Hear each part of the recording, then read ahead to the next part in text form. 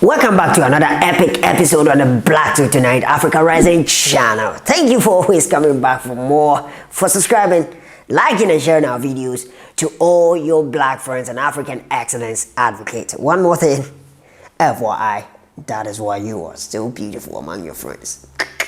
Well, today we bring you a typical segment on black excellence. Blacks have always been marvelous. I mean, I'm superfluous wherever I find myself. And that's the same with every black person. We excel. Excellence is in our DNA. But someone has done something remarkable, a great feat that you wouldn't fathom on a normal day. Stay tuned. We'll be right back. Bonjour. Hello. Sawadika. Ohayo gozaimasu. Annyeonghaseyo. Aoniche. Aokakene. Aobisimila. Hello everyone. I'm Oussouby Sacko, president of Kyoto Seiko University.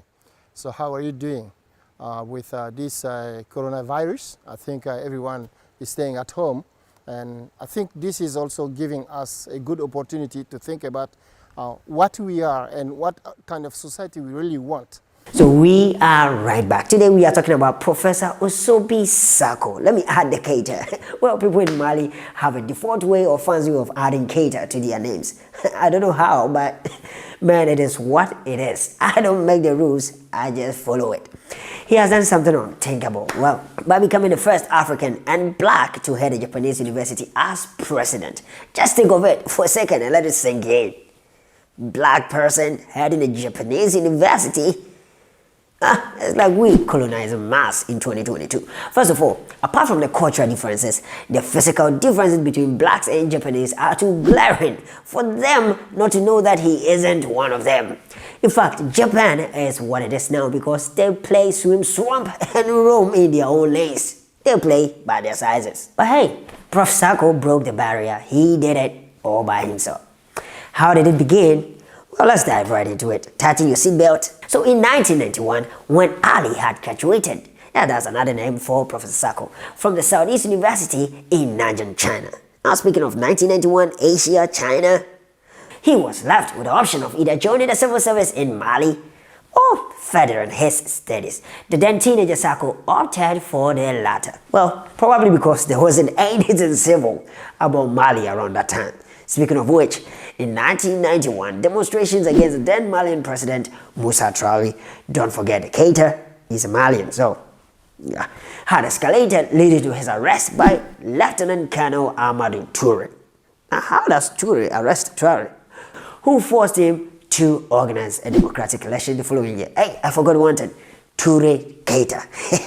So, Sacko's choice to move to Japan, a then fairly civilized country with better economic situation than China, was well thought through. Ali then became a member of the Kyoto Seiko University as a graduate architecture student, a doctorate, postgraduate, and a full-time professor within his 30-year stay in the university until his election in 2017. Since becoming president, Prof. Sacko's belief in racial equality has quickened him to abolish the separate entrance exams for foreign students to the university, and thereby raising the number of foreign students in the school from 18% in 2018 to 30% in 2021.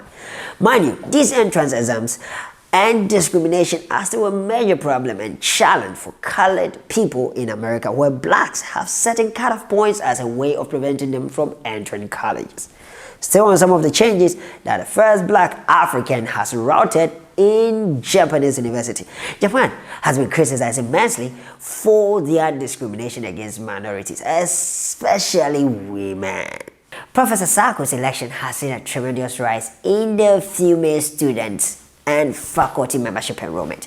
Well, South Africa's Nelson Mandela is his icon due to his humility and love for peaceful coexistence of all races. In fact, if there's someone who loves peaceful coexistence, it's Ali. Even when he had a chance to study in Boston for his research, he started organizing minority groups, over breakfast, lunch, and supper, and also teaching them. But for me, his love for humility is the greatest feat on my list. Well, for a man as thick and tall and mountain, in the midst of Japanese who are like, well, humility is the last thing on my list. I ain't doing it. Not me. If I'm that tall, no humility. One thing I love about him, he's a Pan-Africanist. Apart from the Japanese, French, and English books that you find in his shelves, Traditional African portraits and paintings and cultural relics are glaringly yet perfectly arrayed against his walls in his home, where he lives with his Japanese wife. Prof. Sacko, thank you for making Africa proud. We are proud of you. But bro, Africa needs you. Enough. 30 years in Japan. That's enough. Come back home. Come.